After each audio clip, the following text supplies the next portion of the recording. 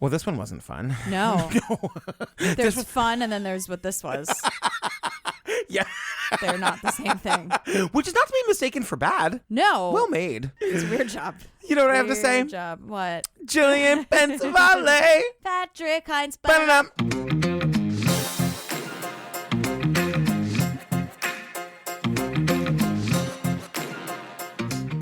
Girl, one more chance to see us live this year. Yes, The I Toronto know. show was crazy. I know. As So all of our fun. live shows are. I know. You guys come see us in Brooklyn with Lance and Tim and Maggie. We're doing the Maura Murray live show. I'm up to 2 costumes. Oh, great. Just awesome. I always love it when you say, oh, great, but you shake your head no. Oh, great. It's almost sold out. There's like 20 tickets left, so they may be all gone by the time you hear this, but if they're not, come see us. Yeah, I'm not even going to try to guess the second one because I nailed it on guessing the first one and You it was right. So there's nailed nowhere it to go so but down, so I'm not even going to try to guess the other one. I've been getting that show ready, and I've been like revisiting those episodes, and I'm just telling you, it's going to be a crazy show. It's also our last show of the year. Like, when this show is done, we're going to breathe a sigh of relief. Yeah, and I'm hoping, right now it's 90 degrees in late September in New York. I'm hoping by the time we get to October, goddammit, I can get a little witchy. You guys, also the Patreon at the $5 level, there are over 90 full bonus episodes Yes. to download right this second. Episode by episode coverage of Serial, The Staircase, Making a Murderer, The Madeline Jinx. McCann, The Jinx, Lorena, Casey Anthony, OJ Simpson. You guys, there's so much on the Patreon. It's like a whole new podcast. Hates. Yeah, and there's also ringtones and after party, and just check it Yeah, out. little fun little goodies and treats for you. Patreon.com/TrueCrimeObsessed. If you want to join us, that's where you do it. See what we have to offer. Yeah, it's a party. Yeah, it's a party. Come hang. You know what's not a party? This documentary. This documentary. Girl, we got to get to this. Okay. Okay. I guess. Okay. I actually have to. So. I know.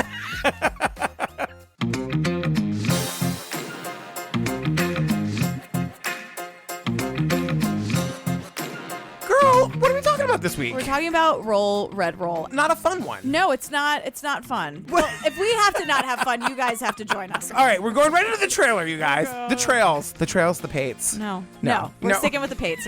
We're not doing the trails. I have a line and you crossed it. When I first read this story, there wasn't a lot of substance to the article. 2 high school football players had been charged. Just a couple of paragraphs about these 2 boys, and that was it. I thought, this is nuts because that town is so entrenched in their football team. This is big news. I had never seen a case constructed like this. That many people who have some information. This was a sexual assault with teenagers, and the cell phones told the story. We had photos. We had 400,000 text messages. It was on Twitter, actually. Just the complete lack of empathy. That was what was so frightening. I mean, it was all out there.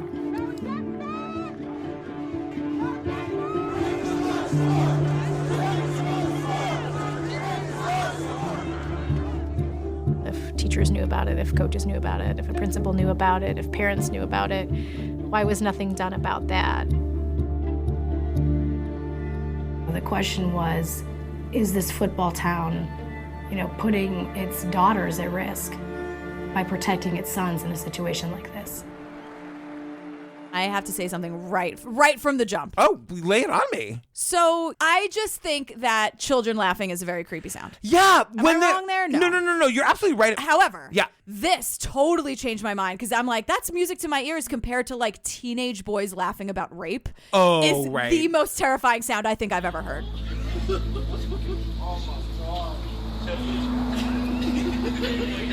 No, that girl. What do they do with that girl? So the whole thing is this movie opens, you're hearing the audio of these videos that we are going to see down the road. You don't know that going in. And you think hearing it is bad enough, and then you see it, and it's like, you can't imagine it. These boys are laughing about the most horrible things you can imagine. Oh my god! I caught him. This is the funniest thing ever.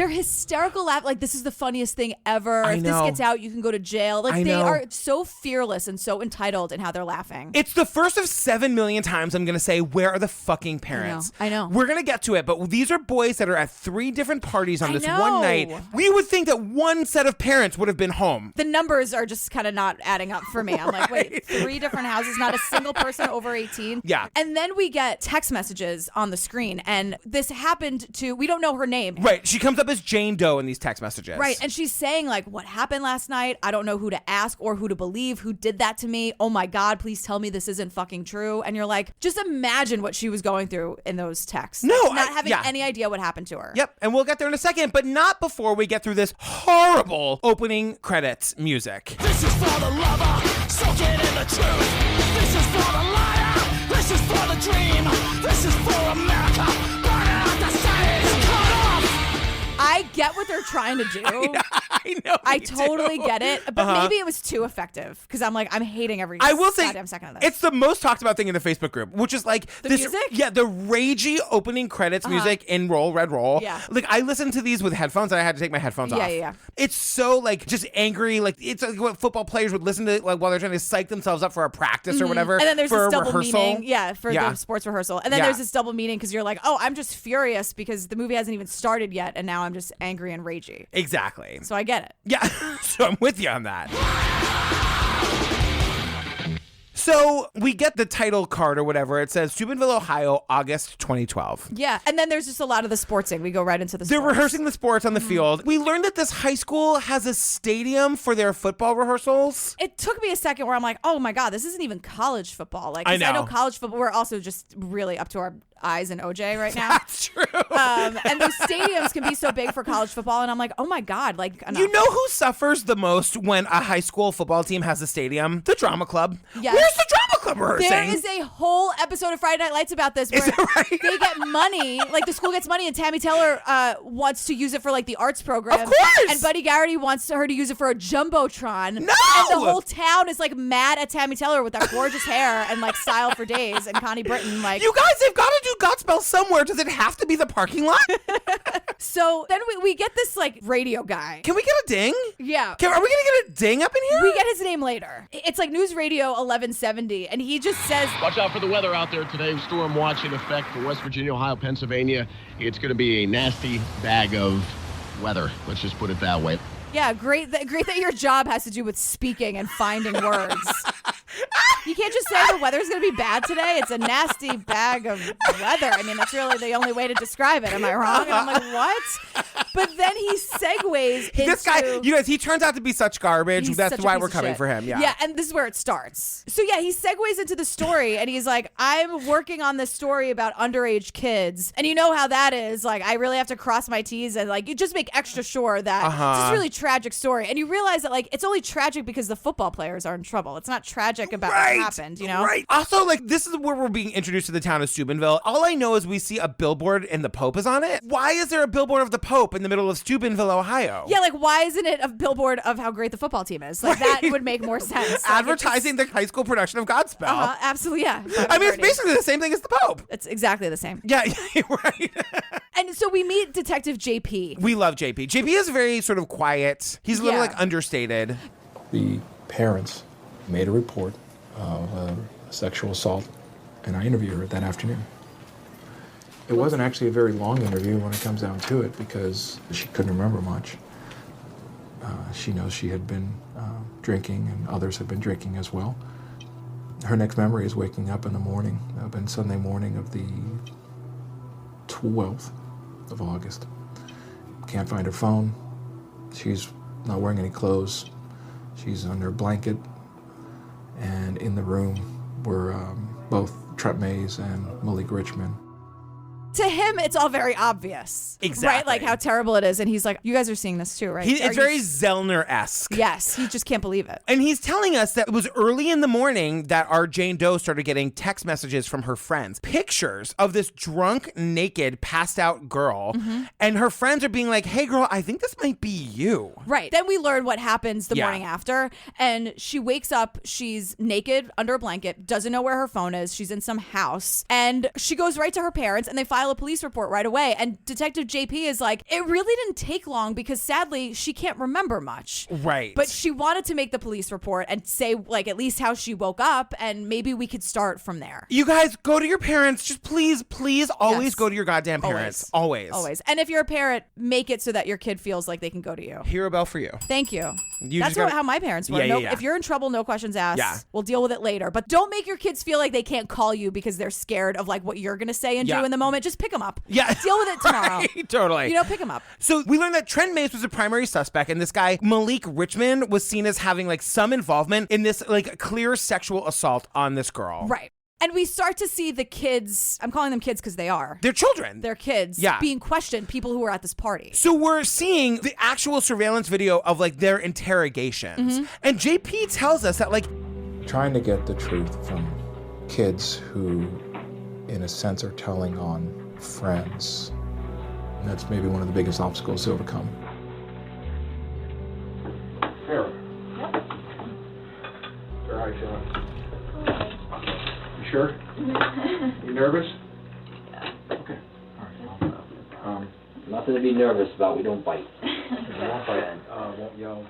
it's impossible to get these kids to really talk because they're essentially ratting out their friends. And the football team. And the football team, which we've learned are like the gods of this town. Yeah. It's like not only are these humans, they're the football team. They're not human. They're better than humans. And that's the whole thing about the parents. Remember I was talking about the parents before? Yeah. I firmly believe that like the reason these kids, that they're allowed to have 3 rager parties on like a Friday night where they're all underage drinking and having sex and treating women terribly is people. because their parents get a lot of their own self-worth from their kids being on the football team. Right. Like these kids have more power than their own parents do. Right. So we meet this kid, Michael, the cops can't pronounce his last name.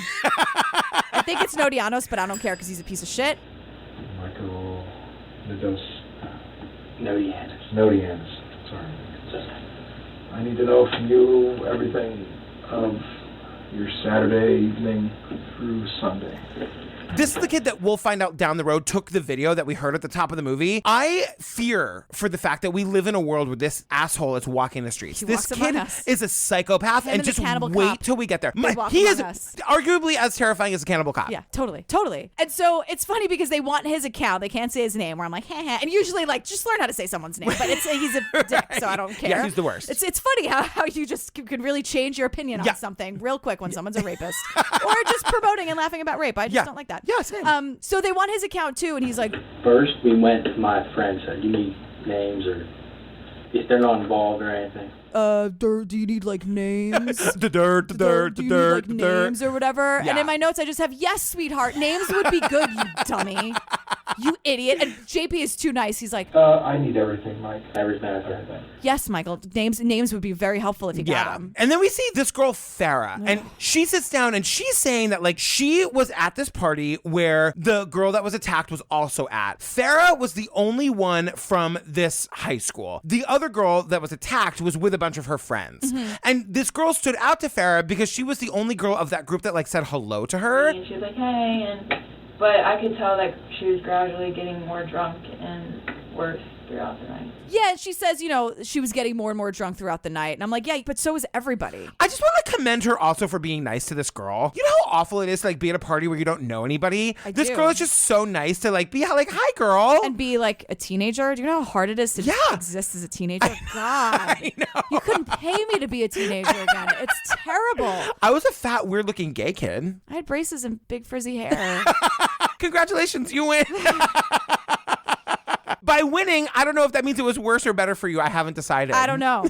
I think I'm okay about it now, though. Totally. So now Michael, we're back to that idiot Michael, and he's like, as he was walking into the party, he sees Trent and all these boys, Trent Mays, the main suspect here, helping a girl out of the party. And I'm like, no, they were carrying an unconscious person out of a party. Yeah, they weren't helping her to the car. No, this is where we're starting to learn that this girl's story is that she was so drunk she could barely walk. So Farah tells us that this girl was like so hammered that if Farah was her really good friend, she would have made her stay. Then Mark, Trent, Malik, and Evan, I think, wanted to go.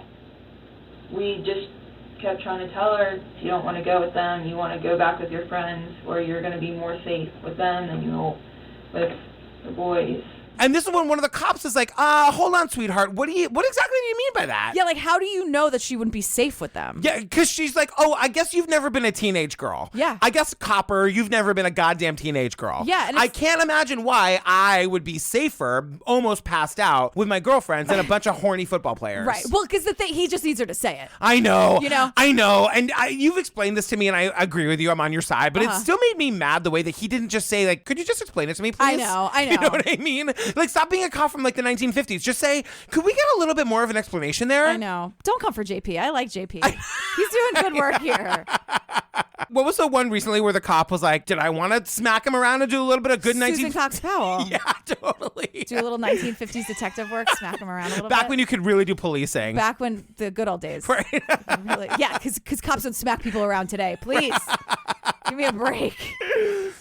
So now we get more texts on the screen, and it's from Trent, the main dick here. Yeah, Trent is the main rapist. We'll just call him the main rapist because that's what he is. He's the main rapist. Right. Yeah. And so he is texting Jane Doe, and he's like, wait a second. Like, if you know it didn't happen, why are you saying this? You know, it's going to ruin my life too. And then he asks her something. Well, because it's like crickets back from her. She's like not responding to him. Because she's, dealing with her own personal goddamn trauma. Right. And maybe her parents have her phone, or it's like, don't engage with this person, or she's terrified of him or whatever. Right. And so then he asks her, are you going to do everything you can for me? Right. And I'm sitting there thinking, and I pause it, and I'm staring at it in my living room, and I'm just like, the fuck does this kid think he is? Asking her for anything. Right. At all. Right. At all. Because he's a football player in this weird little town in the middle of nowhere. He can do no he's wrong. Untouchable. In this wicked little town.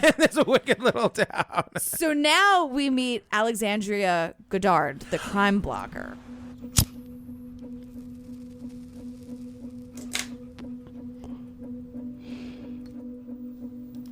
When I first read this story, there wasn't a lot of substance to the article. 2 high school football players had been charged, just a couple of paragraphs about these 2 boys, and that was it. Okay, so when we meet this woman, I did not know who she was at first. Do you know what I'm going to say? I think I do. She's lighting up a cigarette indoors. And she has dogs. And dogs! So it's like, I like you because you have the dogs, but you're hurting their sweet little lungs. All they do is love you. But okay, so dogs aside, there's also like all these Excuse me. How dare you? I know. How dare you? There's all these people who are like on the film set, filming in her house. She's lighting up a cigarette. Right. These people are just trying to make a documentary about this rape that happened. But the thing is, she's probably sitting there like, you guys wouldn't be here if it wasn't for me. I could smoke all I want. And no, Alexandria, I'm so glad you did what you did. Yeah. Stop smoking. Well, stop smoking inside with the dog and the people. That's all I'm asking. And I'm Live asking your you life. to stop smoking. Oh, okay. I'm going to do it. Okay. I'm saying it. I'm just saying, I didn't know if she was being set up to be a good person or a bad person. She ends up being a good, she talks to her dog like a friend, which I also appreciate. Dogs are people too, everybody. Yeah, exactly. But it turns out she's a crime blogger. Right. And she blogs about true crime. Like, that's what we do, basically. Right. If you ask my mom, that's what I do. Yeah. How's your blog going? Where can I watch your podcast? But Alexandria is from Columbus, Ohio, not too far from Steubenville, and she's like hearing about this case because these boys are being brought up on charges, right? Trent and Malik. Wait, they've been arrested. In case we weren't clear about that. Oh, yeah. There was enough evidence that the prosecutors were like, arrest those dicks. Right. And she's like, you know what's weird? For a town that's obsessed with football, no one's really talking about this. And these football players are involved in this horrible thing. No one's talking about it. And she's like, that's when I started snooping. If something stinks, I'm going to be the first person that calls it out. Where's your Chewy at? Being from Steubenville, I developed a sense of what the community was like. Good girl. To me, it wasn't a very woman-friendly environment. So that's when I started snooping around. So this woman, Alexandria, understands this thing called the Twitter that I don't really get. So she gets on the school's website, finds these guys' full names. She goes to the football page, finds their full names, goes on the Twitter, finds their full names there. These guys are on social media using it basically as like texting. Guys and girls. That's the thing. So it's like they only follow each other. Right. And they're only each other's followers. But anyone can see what they're writing. Right. But they're in this bubble. And it's kind of like, it's just easier than mass texting everybody I know. Where it's like, oh, the party's here. And that's where they're communicating and whatever. And she realizes like, oh my God, she can actually use the Twitter timeline. Yeah. Because they call it a timeline. It's the Twitter. The Twitter's timelines. and make the actual timeline of what happened at this party because it was happening in real time. Right. And so she says that like it's like a Friday, it's the last day of summer or thereabout, and it's like everyone's partying, everyone's having a good time, and then all of a sudden it took a turn. I sat up for hours and hours and just followed timelines, fanning out, who was retweeting what at a certain time. So it was almost like watching this in real time. By the end of the night, a young girl from across the river had been sexually assaulted. I was shocked. It's like a rotten onion. You peel one layer back and there's something equally as rotten underneath it. Right. These idiots start tweeting about the rape. And they're like, these fucking boys, they are referring to like, I've never seen anything get so sloppy. The anything they're referring to is the girl. It's Jane Doe. It's not She's the a party. person. Right. She's a they're person. but they don't think of these young girls as people. No. They just think of them as things. Mm-hmm. And they're tweeting about them as such. Yeah, and people are tweeting about like a dead body because she was completely blackout drunk. That's the joke. And this is the joke that's going to come back over and over. They're referring to her as a dead body. That one guy, Michael, is literally tweeting about the dead body. To Michael, the dead body thing is the funniest thing he's ever heard. Right. And to be clear, someone having sex with a dead body is what he thinks is so hilarious. Right. Or she was so drunk she seems dead, like dead girls can't say no. This is what we're dealing with, you guys. Yeah. And it's all public. Right. And so Alexandria's like, oh my God. Like, Right. Oh my God. Am I seriously, like, are they so obvious about this? Like, Yeah. what can possibly be happening? And so then we learn, like, from our friend JP that it's a tough investigation because it involves a lot of people and they all know each other. Right. We are still working a little blind off of just the evidence that we've been given.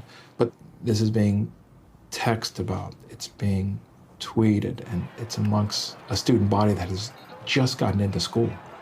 And he's saying, like, the only way that we were able to really piece this together is the same way our friend Alexandria is doing it, through, like, all the social media. The online. And because these boys have been arrested, they now have access to their cell phones. They're getting all the text messages, which are fucking crazy. Disgusting. Yeah. And pictures and videos and the whole thing. It's so vile. It's very well said. Yeah. So then all of a sudden we're in a bakery. Anything else, sir? Right. 16. I've been in that atmosphere. I've been in that kind of situation that those kids was in. And 9 times out of 10, and I'm not trying to call no one no or nothing, but 9 times out of 10, a woman engaged in it. Right. With this guy, Jeremy, who we learn is a former football player at Steubenville. This shot was so weird to me because they go into this bakery while this kid is working. They don't like ask him if he's got a break coming up or whatever. Right. And he's they just start talking to him. Yeah. And he says this thing, like, it's so obnoxious, but he's like, I'm not trying to be any way. Right. I'm not trying to call anybody out, but like, I've been in this situation 100 times and I'm like, whoa, ooh. Right. And like, what? And he's like, 9 times out of 10, the woman engaged in it. All right. It wasn't like, let me, knock you over the head and drag you into the bedroom. Like, the woman was into it. And look, I take the R word seriously. Can I ask Jeremy one quick question? In Jeremy's situation, in his calculation, where 9 times out of 10 the woman participates, is he saying that one time where you did hit the woman over the head and dragged her into the bedroom, that was totally fine? Yeah, everything he says is super problematic. Everything he says, and he's also like, yes, ma'am, what can I get for you? He's like, I take the R word seriously. Next. Like, I know. she's like, I'm picking up a cake. And he's like, oh, okay. I know. It's very fucking crazy. Also, say it's called rape, Jeremy. Just say it. Yeah, don't Just mouth say it. what is. Don't mouth it at the camera. The R word? Just say it out loud. You know who also takes it seriously? Jane Doe. Yeah. And countless other women in this world. Jeremy, enough out of you. Because I take the R word serious. I don't play with. That's one word I will not play with. May I help you? Yes, pick up for blocker. Is it a cake? Are you ready to go to an antique shop? No.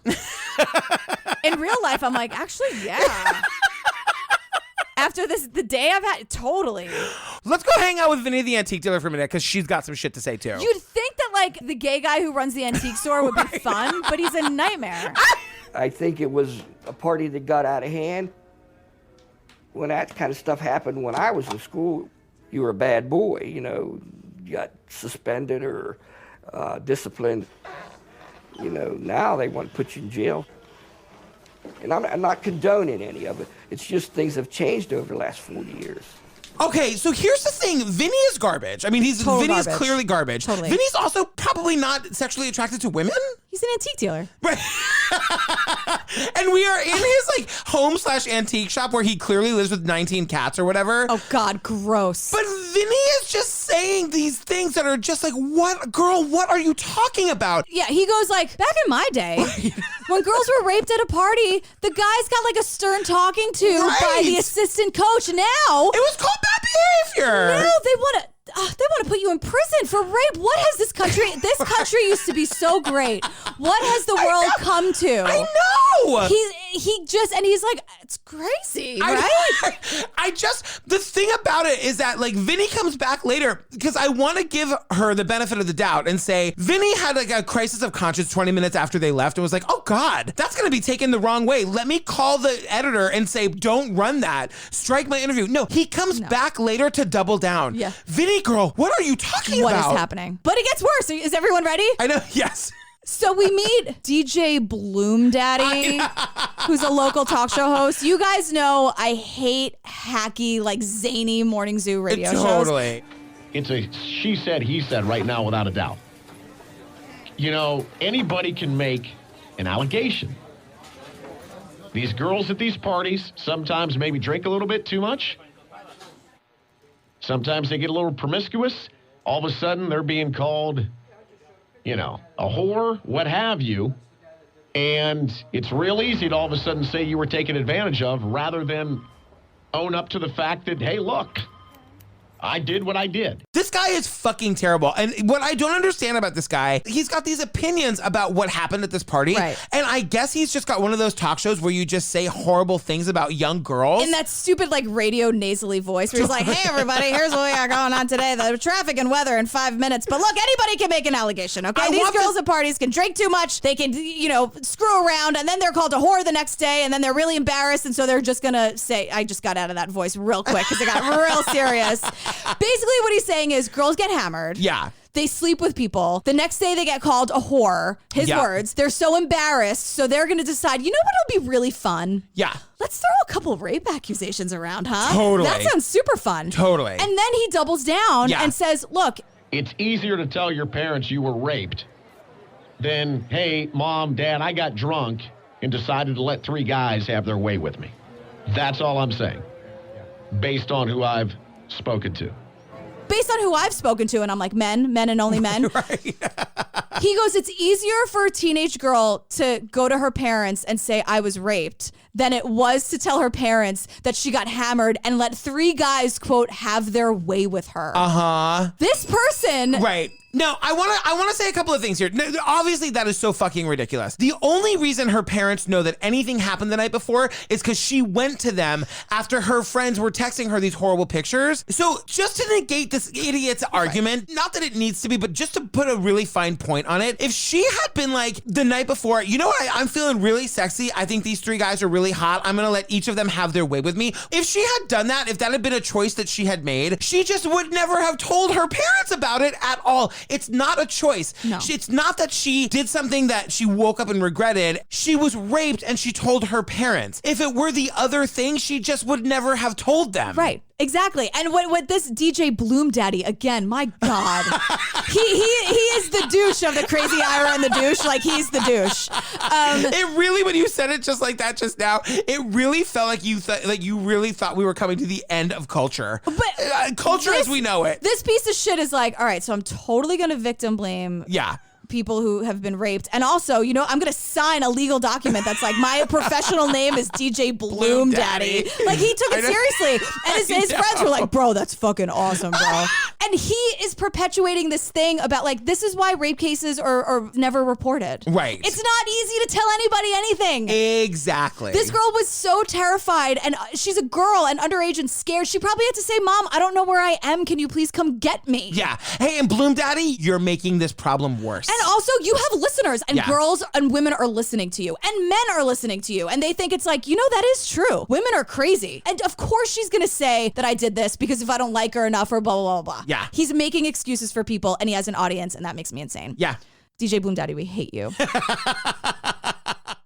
So we learned from our crime blogger friend, Alexandria. Alex. Queen Alex, who needs to stop smoking inside. It's just only like for you. And for the pupper. And then for the pupper. Alex is telling us, yeah, the parents are victim blaming, but now it's like trickling down to the kids and the students. And we meet Therese and Madeline. Yeah, they're students at Steubenville High School or whatever it's called. And in my notes when I'm like, oh, JP, detective, awesome. I have Therese and Madeline, students, victim blamers. So Therese and Madeline, laughing all the way, are telling us about like maybe if she had been sending or posting inappropriate pictures of herself that possibly made the boys do what they did. And you can become known as a not so good person just for that.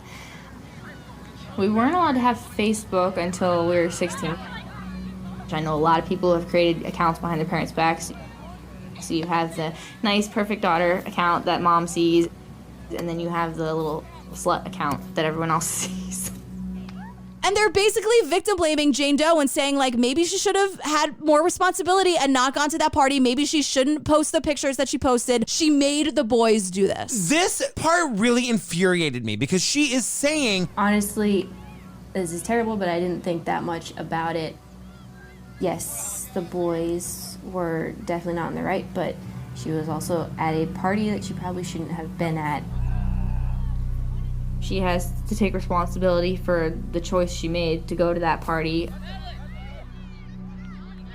When you put yourself in that situation, you have to take some responsibility for your actions. all I could say was, I feel sorry for them. I'm not even mad at them. I feel sad that these young kids, these young girls have been raised to believe that boys are allowed to behave this way. Mm-hmm. It might be naughty. It's like what that fucking antique guy said. Right. You know, they shouldn't do it, but when they do it, it's not that big of a deal, and it's probably the girl's fault anyway. Right. What was she wearing? These young girls think this. If something like this happened to one of them, they would probably not report it. Mm-hmm. They'd probably live with the shame and guilt and anger all of their lives because they've been raised to believe that this is a thing that just happens to girls that make bad choices. Right. And this is like the 19 millionth time in this documentary I say, where are the parents? Right. Like, these parents aren't raising these kids to be good people. They're raising them to be submissive women or star athletes. And then for the women to just have these people on this pedestal for no real reason. I'm sorry. It's a high school football team, for God's sake. Like, are we seriously worshiping these I know. You guys, they're 16-year-old kids. They wear a costume. They throw a ball. Honestly, like, I just don't get it. They go to rehearsal after school like every other drama kid. Like every other smart, creative, sensitive person. No. So we meet two, I know this whole documentary is meeting garbage people. Bear with me. Two more. We got two more for you. And at the very least, Michael McVeigh is the school superintendent. Yeah. We asked School Superintendent Michael McVeigh why responsibility for disciplining any other players admittedly at the party was given to the football coach. Do you see a possible conflict of interest there? Protocol was followed, sir. What is the protocol? Did you and the principal defer to the football coach? We followed our discipline protocol as we usually do. And once everything's over, when the facts are out, then we will make our decisions of what has to be done or who was involved or who was not involved. And now this story is getting, thanks to Alex, the crime blogger, and people are starting to say, I'm sorry, what? And what people are really curious about is why the school superintendent is giving all the disciplining responsibilities to the football coach. So seems like a conflict of interest, no? Yeah. So the thing is, like, the two boys, like Malik and Trent, have been arrested and they're being dealt with in the judicial system. The coach has now been given responsibility for punishing the rest of the Garbage boys. Michael and like Anthony, all the people we even haven't spoken about yet. Right. So then we see the coach in his interrogation with Detective JP. This whole situation is so garbage. Yeah. Because the dynamic is so fucked up. Because in this town, this coach is like a king. Right. Because he's the coach of the football team, but like the police detective is actually the one with the actual power. Right. And so the detective is trying to question the coach about, like, did you talk to these boys? What did they tell you? And the coach is saying these vile things. What did they tell you? Nothing. They said, Coach, we did not screw that girl. We left the party, and her girlfriends told her not to come with us. We didn't want her to come with us. She started arguing with her girlfriends and got in the car with us. I said, did you kidnap this girl? They said, no. I said, did you put her in the trunk of a car? Because that's what was going on. They said, Coach, we never did none of that. She came with us. And I said, did you rape her? They said no. I said, did you fuck her? They said no. That was the end of it. That was it. It was no. So as a group, every day after practice, I would say to the kids, if you have anything to say, tell me. I'll help you out. I won't defend you if you're wrong, but I'll support you. That's what I said every day to them after practice. Right, to have this sort of dynamic where he's like, I just asked her, did you rape her? Did you fuck her? And I'm like, you're talking to 16 and 17-year-old kids. Exactly. And you have no regard for Jane Doe at all. Right. It's all about, let me help you out of this. You got to be honest with me. It's not about what she's going through or possibly going through. Right. And he's like, look. Look. Yep.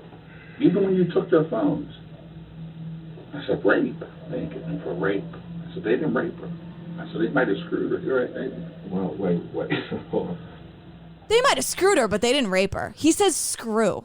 About this underage girl. There's a phrase that I hate more than anything, and I never want to hear it again. Would you like to know what it is? Yeah. It's the phrase, boys will be boys. Oh, right, of course. And the way the coach is talking is very like, did they screw her? Yeah. Did they rape her? No. Right. And JP is like, ding, I gotta stop you right here. This was my favorite moment because this is where Detective JP takes the power back in the dynamic because he's saying coach and he's calling him coach, which is so you have to. You have to. So deferential. It's unreal. But he's saying, coach, we wouldn't have arrested these boys if there wasn't solid evidence that they had raped this girl. Right. And he's like, okay, fine. Whatever you have to say, whatever words you have to use. Could you use a different word for rape? No. He says, could you use a different word for rape? No, sir. Unreal. So can't you use another word for rape?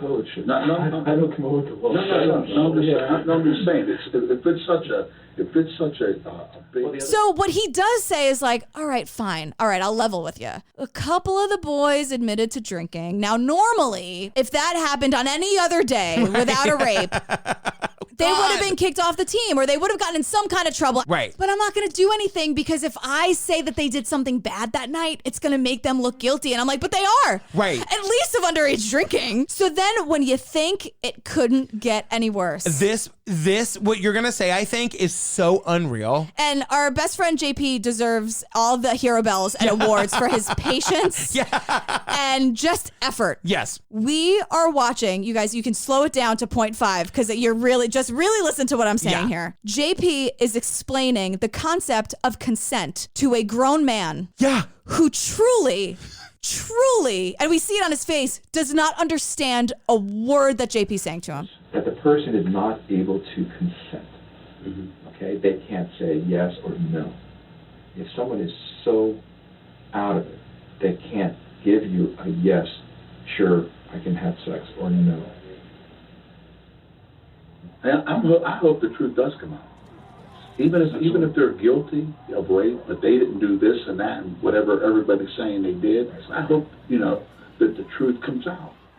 And the thing that is so infuriating and terrifying is that this coach who is having the idea of consent explained to him is basically more important to these young men than their fathers, their priests, their teachers, the cops. He is the most influential person in these young men's lives, and he does not know what the word consent means. At all. But he's like, can you... Consent? You said I've never heard that word before. Okay. JP, bear with me. Let me ask you this: if she's in the room, that's a yes, right? And JP's like, no, girl, and he's like, if she's passed out and she can't say no, that's a yes. That's a yes, right? Right? Yeah. No means yes. Yeah. Right. Right. Is that it? Say the word again. Spell it for me. Use it in a sentence. And JP's like, Jane Doe did not consent. You piece of shit. It's fucking horrible. Okay, so remember earlier we talked about how there were 3 parties that night. JP says party A, B, and C. Right, because we have completely irresponsible parents in all 3 households just letting this happen. And so the first party was where Farrah had seen this girl, Jane Doe, and she was drinking a little bit. They leave, they go to party B, and it gets crazy there. Okay, just real quick. That Instagram photo that we keep talking about where she looks like a rag doll and it's really, really horrible. We get one of these witnesses, again, another girl girl who's Yeah. being interrogated, and she just says, like, of her own free will, this is so incriminating. It's so horrible, and like, how can you do this to another girl? Like, Yeah. But Trent and like Malik or Anthony, or I don't know, they're all pieces of shit. Right. But I know it was definitely Trent. Are trying to. This is so horrible. Trying to carry Jane Doe to wherever they want to take her, and One of the girls talks about how, as they're trying to carry her, Trent's like stepping on her hair. So she says, you guys got to carry her in some other way. So Malik carries her then to the car. Trent kept stepping on her hair, like while they were trying to move her. And the girl's like, sweetheart, you're stepping on her hair. Like if you could just like, it would be much easier to carry her to the room to rape her if you would just like put her hair up or something. Oh God, I know. They were stepping on her hair. This is the disregard they had for this young girl who thought she was going on a date with a guy she liked. And then they go to Party C. And Party C is where Trent and Malik and a couple of other friends, Evil Mike, Anthony, and this kid Mark. And it's Mark's house. And they all take this girl, this unconscious girl, down to the basement, basically the rec room in this kid Mark's house. Right. And this is where all the shit goes down. Right. One of the detectives says to us at one point, throughout the night when they're going to these 3 parties, and they've got all this like video evidence and text evidence and picture evidence, the detective JP says, There definitely were marked moments during that night where you had hoped for some kind of a hero or someone to step in. a hero could have stepped in and been like, hey, this unconscious girl that you're dragging from party to party to party, I'm not going to let you do that. Right. And what's so aggravating is we meet these kids throughout that even the prosecutors say, like, they were really good kids. They did the right thing. And all of these kids just got mad and left. Right. So Alex, the crime blogger, remember her? Yeah, loving her. Yeah, she's been following the story. She's writing about it. The New York Times picked up her story because she got sued by one of the parents in Steubenville for like defamation. And that was the story that the New York Times seized on. And when the New York Times seized on that story, that's when the rest of the world learned about it. I'm not sure how the New York Times found out. I think the family, by virtue of suing me, brought attention to Steubenville, Ohio. People were bullying and harassing me, but then the tweets changed. Blogger gets sued for defamation, hashtag free speech, hashtag anonymous, and then on Christmas Day, that's when crap hit the fan. Anonymous. Oh my God! So anonymous, if you guys don't know, it's a really annoying word. They call themselves hacktivists. Yeah. So they like the rollredroll.com website, which was like the football team's thing. They hacked the site. And what they do, Anonymous is like, fuck this, we're stepping in, we're gonna wear our masks. It's those like V for Vendetta masks. Right. It's so weird and scary, but it's very effective. What they do, you guys, what they put on this website for the high school football team. And YouTube. So Yes. it's very easily findable, but they also link it on the football team site. Yeah. So remember the beginning of this documentary where we were talking about that video where the kid was laughing and saying all these horrible things? Yes. We see the actual video. It's this kid, Mike. What's his last name? I don't know. No one can pronounce it. It doesn't matter. Right. But it's him, the one who's like, do you need names? Like, what can I do to help? Right. He is so evil, and we see it.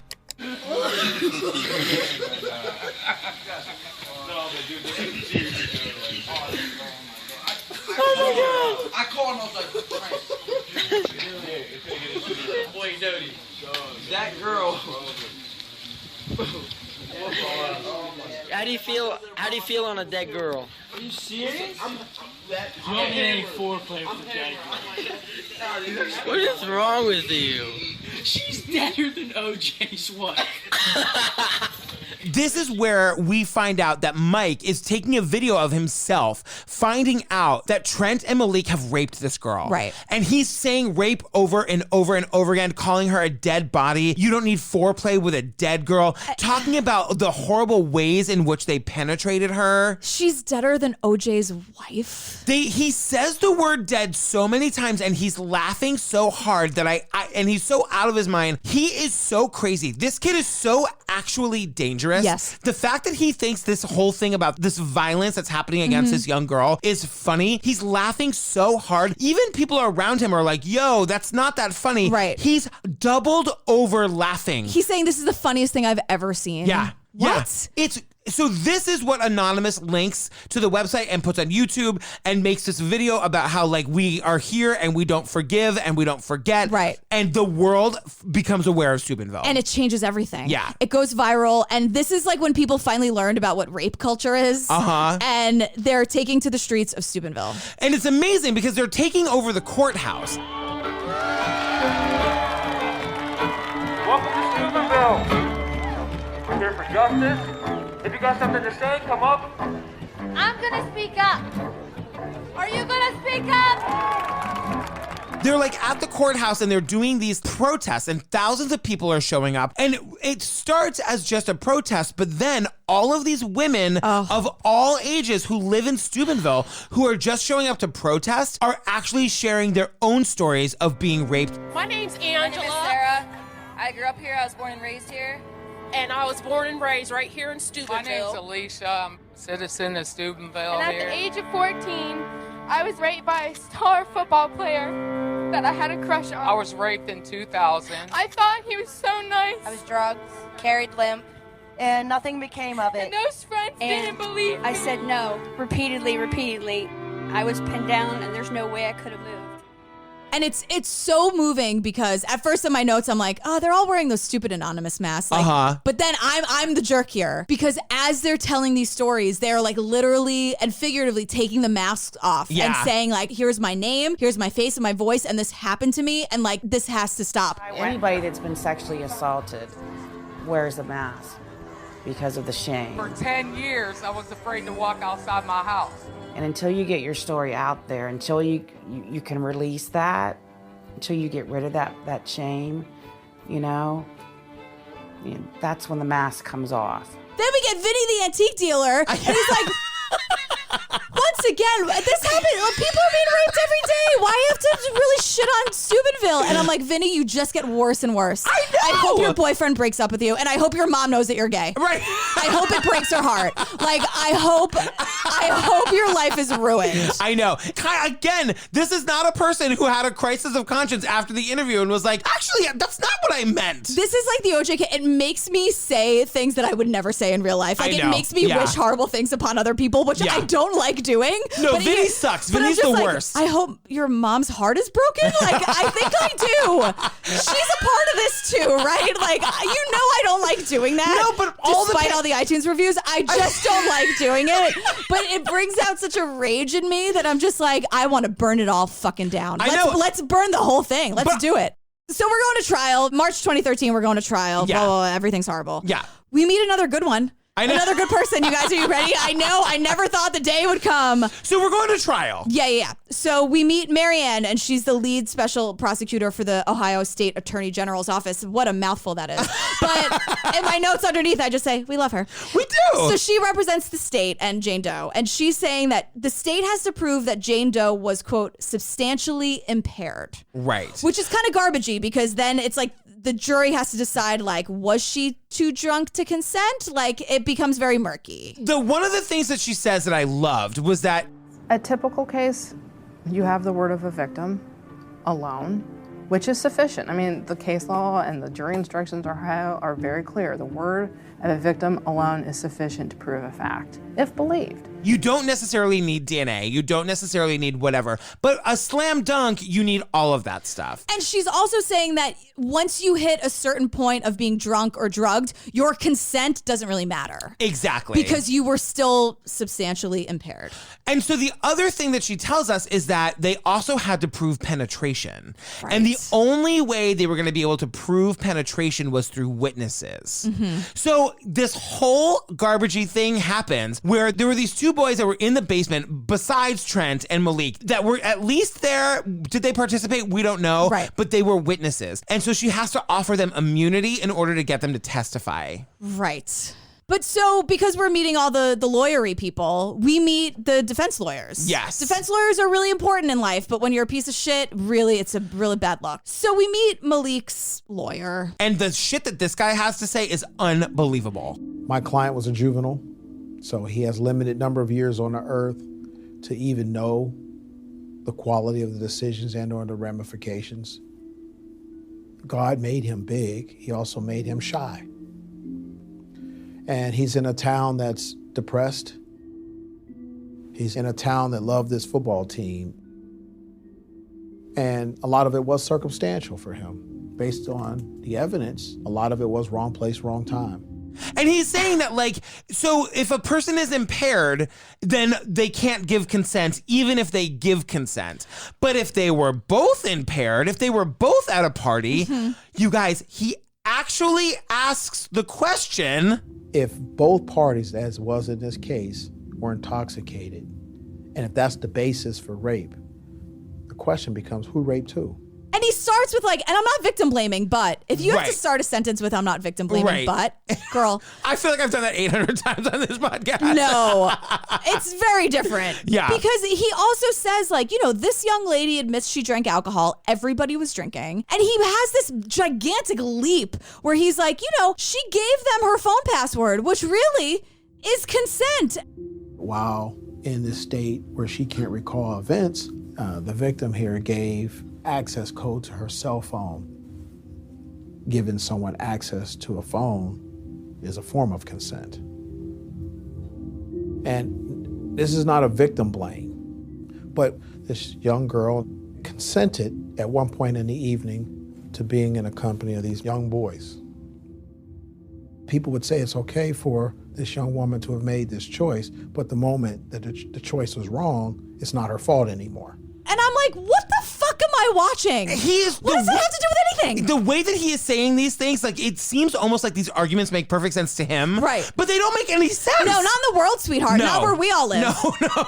So the two dudes who get immunity for talking, Yeah. Mark and Anthony, they are saying very incriminating things. They're being very, very honest here. Yeah. They're talking about exactly what happened, like how drunk she was, how vocal they were about raping her. I mean, Mark is telling us that she was like unconscious. That like they sat her up on the floor and she threw up and fell over. And then that was before the rape happened. Mark is telling us of the actual raping that he saw happening. He's saying he saw this happen. Right. And everyone is saying that Trent was really the ringleader here. And Malik was kind of following Trent's lead. But whatever. You still, rape is rape and you raped her. But the point is that Trent was very aggressive, even with his friends, with forwarding these pictures. Right. And people who were there, like Mark, it was his house. So like he knows on some level his parents are liable for everything that happens there because they're all minors. And we should point out that this young girl was underage. So texting pictures of her naked body is trafficking in kiddie porn. It's child pornography. Yeah. And the boys are saying, dude, I don't want these pictures. Stop sending them. And Trent is like, no, look at them. Like, and that's fucking gross. And speaking of Trent, as all of this is coming out and as Anonymous became like a big thing in town, all these other people are coming forward to share their stories, including this 14-year-old girl who comes forward to tell a story about basically being raped by Trent in April, which was just a few months before the rape of Jane Doe in August. Exactly. It is just absolutely abhorrent. Right. And so that, you know, they're found guilty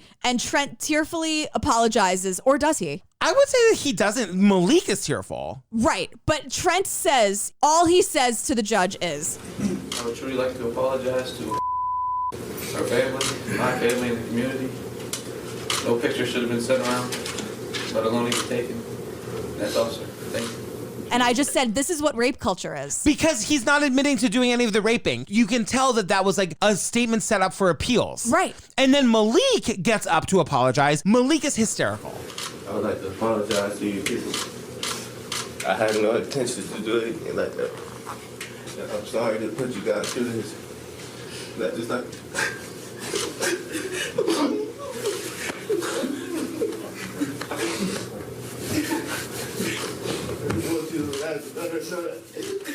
I'm sorry, I didn't want to...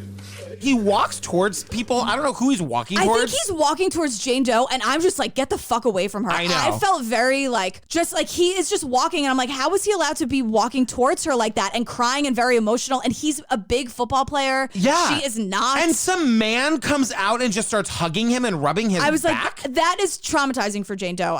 No matter how you slice it. It just 100%. is. So Malik was sentenced to a minimum of 1 year in juvie. Trent was sentenced to the same, but got an extra year for taking taking and sending the photos. These punishments are just unacceptable. Do you know that Trent is now like playing football in college? No! And was accused of rape and taking photos again. In college? In college. And there's like all these petitions to like get him out of school because he like should have been on the sex offender registry, but because he was a minor, he didn't have to be. So people didn't even know, like on campus, didn't even know who's walking among them. And then he was accused again. And now there's a whole petition to try to get him kicked out of school.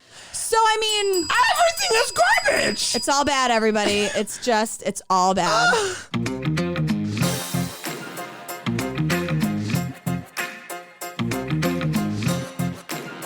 Oh, girl, we did it. That one was really rough. It was really, really hard. My voice is gone. Yeah, there's a lot of shit here I don't really get. You can love the sports, you guys. I guess. If you have to. If that's who you are. Yeah. If that's who you were born as, that's totally fine. But like these people are fucking flawed. You have to admit that. You guys, don't forget, we're doing a show on October 5th in Brooklyn with Lance and Tim and Maggie, all about Maura Murray. Yes. Again, that show only has like 50 tickets left, so get your tickets if you're coming. Yeah, and come bring a friend. I think that live shows are a good way to introduce us to your friends. That's a very good point. Our live shows are crazy. They're so fun. They're really like what you hear in your earbuds times 1,000. You know how people say what you see is what you get, what you hear is what you get. We love doing our live shows. They're so fun. Come and join us. Also, the Patreon, you guys, a reminder, you get 90 full bonus episodes plus. Yeah, Lady Pates is really spreading the love. It's true. That's at the $5 level, you guys. So much. For $5, you can binge something like, 100 hours of True Crime Obsessed right now. 91 episodes. You did the math. I know, it's true. I know. We also have ad-free episodes. We've got our ringtones. Just go to patreon.com/truecrimeobsessed. Girl, what are we doing next? We are doing The Eyes of Tammy Faye. Are we ever? Narrated. I know. By Rue Goddamn Paul. I cannot stand it. I'm so excited. It's such a great documentary. It's all about Jim and Tammy Faye Baker. You guys, it's so fucking crazy. Oh, I'm so excited it's not this. I know, I just need a little bit. Oh, yeah. Girl, where can they find us? They can find us at truecrimeobsessed.com, True Crime Obsessed Podcast on Insta, True Crime Obsess, no ED on Twitter. They can find you at Patrick Hines _ on Insta and Patrick Hines on Twitter. Oh my God! They can find you at Jillian with a G on all the things. I love you. You're the best. I love you. You're the best. You guys, stay tuned for our outtakes and then the trailer for The Eyes of Tammy Faye. We love you. Hey, share the podcast with somebody that you love who you think would enjoy us. Yeah. I'd love to just find new ears. New friends. We love your ears, but we just want more. Oh, yeah, sure. We love you. Bye. Bye. Stand by. 5 seconds to PTL. Hi, everybody! Tammy Faye is the First Lady of Religious Broadcasting. Steve is a patient of AIDS, and he so generously allowed us to talk to him today. Tammy Baker did it 3 times the laugh and 10 times the makeup. when no one else would do it. I refuse to label people. But it all started out with puppets. A star is born. Hello, I'm Ellie the Alligator. And I'm Susie Moppet. We kept adding station after station, and it was an awesome thing that happened. But things began to sour. Things fall apart. Jim and Tammy started almost everything that is now powerful in religious telecasting. But as soon as they got it built, they were kind of let go. I can't understand. What did we do? Burying the past. Instead of languishing in the desert, Tammy decided to get back in front of the cameras. So you've never done pictures without those eyelashes? No, and I never will, because that's my trademark. Ladies and gentlemen, tonight's special guest, Tammy Faye.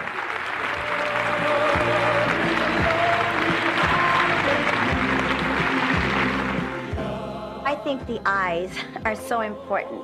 I believe the eyes of the soul. I truly do.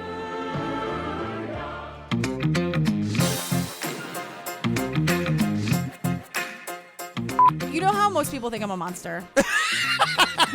Not most people, like me, your mom, your husband, the Pope. But not everybody. Not everybody. Yeah. He also says bag of weather. I'm just going to repeat that. Bag of weather? He's like, well, that's really the only way to describe it. It's going to rain. We're going to hear your vlog. Anywhere you want, Mom. Yeah, it's radio for the internet. It's true. Day by day. day. Oh, dear Lord. But like a Jumbotron. No! And for high school. So this is so real. Let them do Bye Bye Birdie. Every year, I want them to do Bye Bye Birdie and like Annie and Damn Yankees. That's all I want them to do. And that's all they want to do. Yeah. Why are you teaching drama somewhere? I don't know. You should be. So the first thing she does is she gets on this thing called the Twitter. It's called hashtag the Twitter or at the Twitter or whatever. It's definitely the Twitter. The Twitter. That's where you find it. She gets on the Cut to Twitter. Justin Timberlake in the Social Network. Oh, lose the. Yes. Just Facebook. I can't get there from my MySpace account. I learned. So yeah, no, you can't. For Friendster. I just wanted to cut in here and say one thing. What? I was speaking on the phone with the director of Abducted in Plain Sight today, and she said to me, what you guys do is important. She did? She said that! Sky Borgman, I love you so much! She's not wrong. She's... Correct. And it's also like, do you have a mother? Do you have a daughter, a sister, a wife? Like, how can you be saying these things and know a woman? Right. And my whole, yeah, exactly. The thing is, like, or you could just be a decent human. Like, I don't care if you have a sister. Like, I'm an only child, right? But, like, I don't need to know. I'm also a woman, so I guess it's a little different. The struggle of the man has just been so terrible. But, like, poor man. Oh, my God. I just feel like you could be a dude and not have to have a close relationship with, like, some female relative. Like, just be a decent piece of person. Girl, Scentbird is back. Did you know that scent is your most powerful smell? Really? No, wait. What? Scent is your most powerful smell. Okay, again.